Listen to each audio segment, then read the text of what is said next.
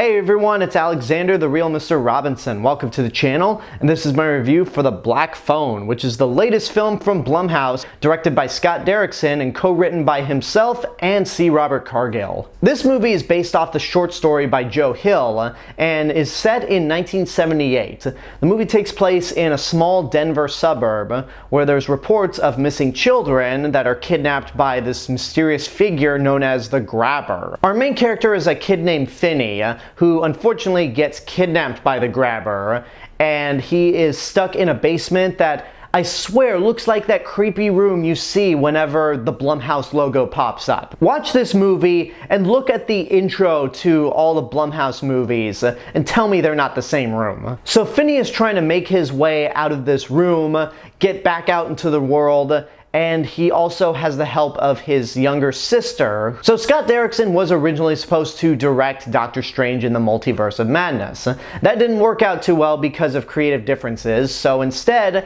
he and his writing partner, C. Robert Cargill, decided to make this film right here, The Black Phone, which I was looking forward to because Blumhouse has mostly had a good track record. They've had some stumbles, like most recently with Firestarter, but it seems like the movies that they really get behind on in terms of promoting, those actually work really well. And I'm happy to say that The Black Phone is another great Blumhouse production and continues to pile on to the list of great horror movies of 2022. It's really creepy, but it's not like with Halloween where there's a certain supernatural element to it, at least with the Blumhouse films. No, this is more raw, this is more real, and it just makes it a little more creepy. It's got a great look to it where it feels like a film that was made in the 70s, or at the very least there was a lot of attention to detail put into it, similar to movies like Dazed and Confused, where, yeah, that's clearly a movie that is nothing but 70s. It has a great mystery that keeps you invested throughout the entirety of the film. You're wondering what's gonna happen, how Finney's gonna get out of this. It's just creepy all around and very well executed. So well executed, in fact, that this movie has jump scares, which I hate jump scares just because they're so cheap. This is the first time in a while where I have seen effective jump scares. The very worst jump scares are when you can see them telegraphed a mile away. And the best ones are where you don't expect them at all. And Scott Derrickson really does know how to do great jump scares. But I think the atmosphere and just the overall creepy vibe of what's going on is more effective than the jump scares. And that's largely in part to Ethan Hawke's performance as the Grabber. Ethan Hawke in this movie doesn't really get to show his face a whole lot. Most of the time he's behind a mask, whether it's the whole mask, the top half of the mask, or the bottom half of the mask. But he is just so creepy from beginning to end. The first time he pops up, you instantly think, okay, this guy's creepy, and any person in their right mind would think, I'm gonna get out of here right now. But throughout the rest of the movie, he's just even creepier because he comes across like a nice guy, but you know he's really not all there.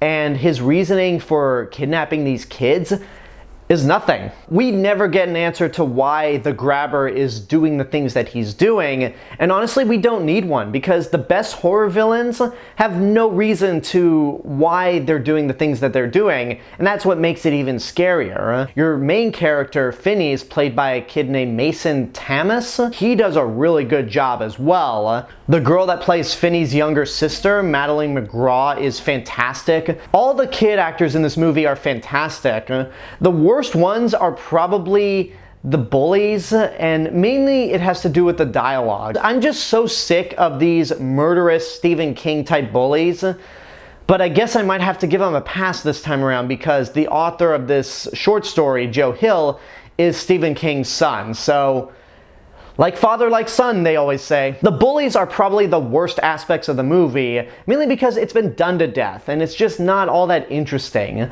But all the other actors are fantastic. Even Jeremy Davies, who plays the dad, he starts out as being a real shithead, and you hate this guy because of the way he is an alcoholic, and because of the way he's an alcoholic, and he just whips his kids as punishment.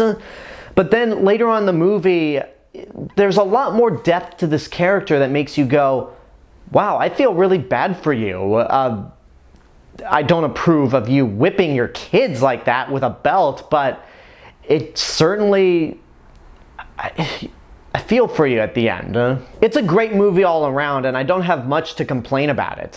It's worth seeing in your lifetime. It's effectively creepy, it's very atmospheric, it's got great performances from all the cast. Again, the bullies, probably the weakest, but I think it's more of a writing thing than an acting thing. And it's another great horror movie from this year. I like it a lot better than Scream, but not as much as X. For me, X is still the king in terms of horror movies this year. But The Black Phone is certainly up there. And the fact that Universal announced a Blumhouse maze just this weekend featuring The Black Phone and Freaky, they knew what they were doing. They knew what they were doing when they announced that maze the weekend this movie was coming out. And honestly, I'm excited for that maze. Simply because this movie is as good as it is. If you're a horror fan, definitely check it out. And there you go, that's my review for The Black Phone. I hope you enjoyed it. And before anyone asks in the comments, I unfortunately haven't seen Sinister, which a lot of people say is fantastic.